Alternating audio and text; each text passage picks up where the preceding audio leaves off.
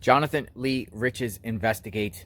This Moscow case is definitely getting more and more bizarre, and I'll tell you why. This is very, very strange, right? James Curtis Leonard. We've been hearing the name James Curtis Leonard, an individual that lived about a mile from where stabbings occurred, right? Stabbings, and we're talking about 4 college students that were brutally stabbed during the early morning hours of November 13th, 2022. Coroner thinks it was around 3 to 4 a.m. Police haven't arrested anyone, haven't publicly identified any suspects, haven't even found the murder weapon. They're looking for a white Hyundai Elantra model around 2011 to 2013. But James Curtis Leonard, an individual that was just arrested, and, you know, he's arrested for doing bad acts on his family members and then cutting himself with a knife. And this individual was also charged in around 2008, 9, 7, in that range with manslaughter and got probation. So he did more acts again, and people were, asking about him and questioning, could this guy be involved? Could this James Curtis Leonard be involved? And I was one of the first YouTube creators to put out videos about this guy.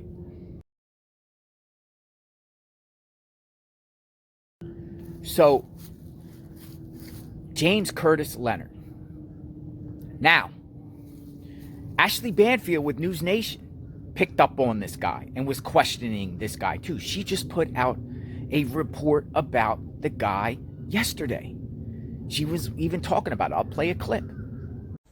Hi, another version of before the makeup, but again, after the makeup, because I did a lot of TV today, so I had makeup on early. Have you ever heard of James Leonard? This is an ex-con in Idaho, in Moscow, Idaho, who is sitting in a jail cell right now.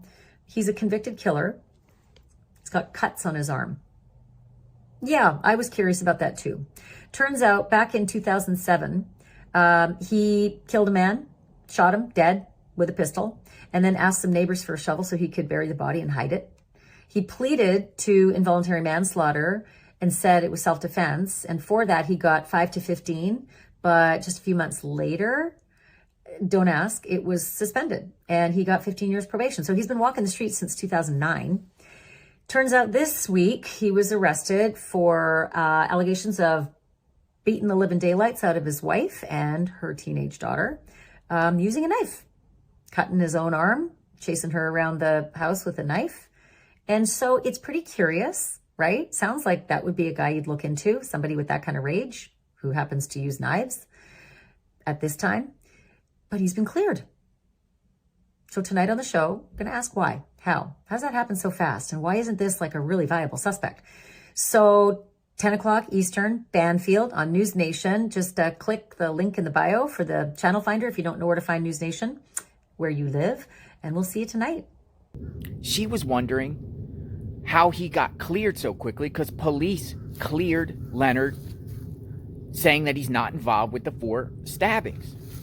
How he was cleared so quickly. But one thing that's very, very interesting about James Curtis Leonard is he hired a defense attorney. And his defense attorney is Kathy Mabut, the coroner who checked out the 4 bodies of the stabbings. The coroner that investigated and went out to the scene, analyzing the 4 bodies of these stabbings.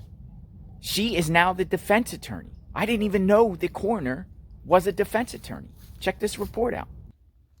The Daily Mail is reporting this story. Coroner who ruled 4 University of Idaho students were stabbed to death is also a defense attorney for killer arrested a mile away from murders for stalking wife around house with a knife. The Idaho coroner who ruled that 4 university students were stabbed to death in their sleep is also the defense attorney for a convicted killer who was arrested earlier this week just a mile away from the quadruple homicide, the scene. James Curtis Leonard, 39, of Moscow, Idaho, allegedly beat his wife and stalked her around the house with a knife late Tuesday and then slashed himself with a knife, according to court documents obtained by Fox News. Leonard was arrested following the incident on Palouse River Drive, just a mile away from the four students were murdered on November 13th. Police say his arrest was not related to the killings that have shaken the small Idaho town of Moscow. Court documents reveal that he had previously pled guilty to a fatal shooting in 2007. Following his arrest this week, it's been confirmed that Latah County Coroner Kathy Mabbitt and her office, Mabbitt Law, will represent Leonard. Wow. Now, I think that is strange, bizarre, and now I'm questioning whether, the coroner, is there a conflict of interest around with this coroner? Has the coroner is also a defense attorney? Kathy Mabbitt, she's also a defense attorney? Well, she's getting publicity right now, the coroner, because if you Google her name or Google James Curtis Leonard, you get this. I just think that's very odd. By the way, James Curtis Leonard's wife, Amber, has been sending me emails demanding that I take videos down about her husband. She's also threatened to sue me. I told her I'll see you in court. First Amendment.